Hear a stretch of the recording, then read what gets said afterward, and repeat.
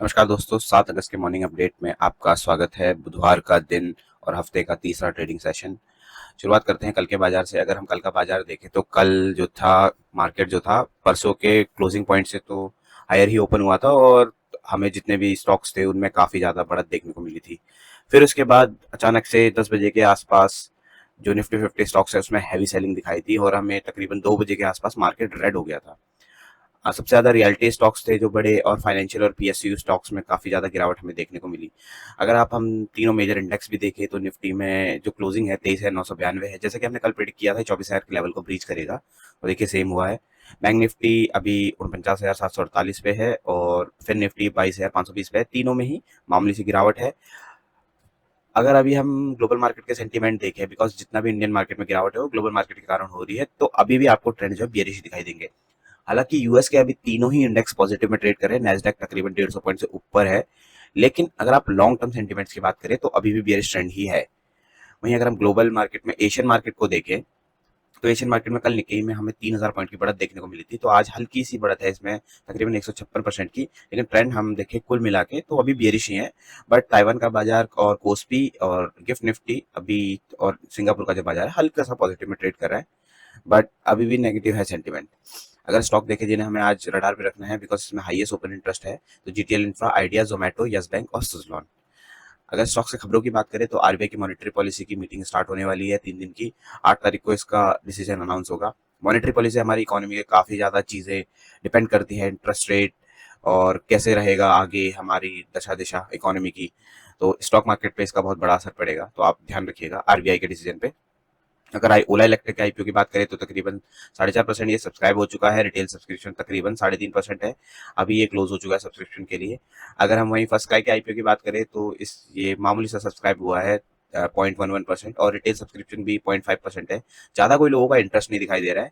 8 अगस्त तक ये ओपन है, तो अगर आप इंटरेस्टेड है तो इसमें अप्लाई कर सकते हैं। यून ई कॉमर्स के आईपीओ की बात करें तो ये 2.5% सब्सक्राइब हो चुका है।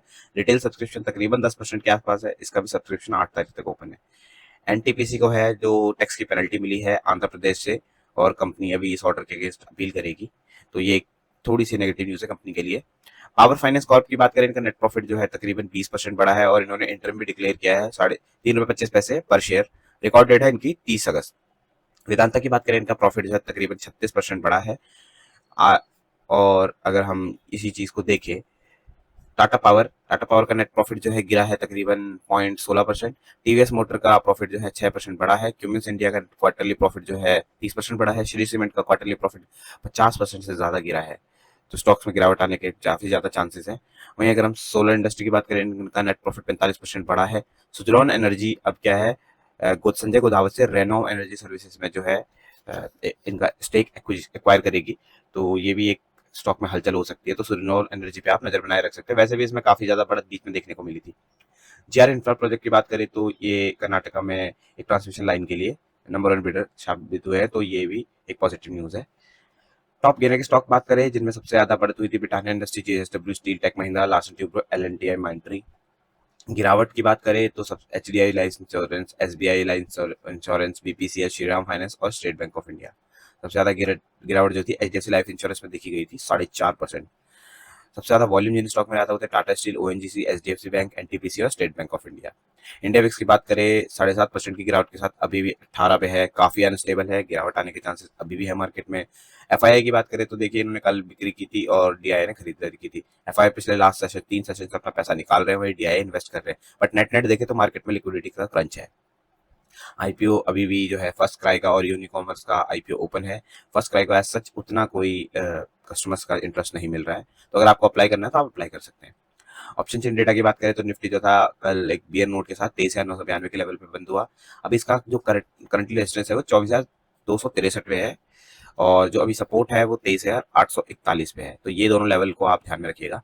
अभी डाउन साइड पे आपको 23,910 के बाद से जो है अपनी लॉन्ग पोजीशन अवॉइड करनी है, क्योंकि 23,870 के बाद से हमें सेलिंग देखने को मिल सकती है। निफ्टी जो है अभी भी ओवरबॉट जोन में है, लेकिन अभी आपको निफ्टी को सेल करना है। वहीं बैंक निफ्टी की बात करें तो 49,748 पे ट्रेड कर रहा है। इसका जो पहला रेजिस्टेंस है वो 50,405 पे है, और पहला सपोर्ट है जो 49,375 पे है।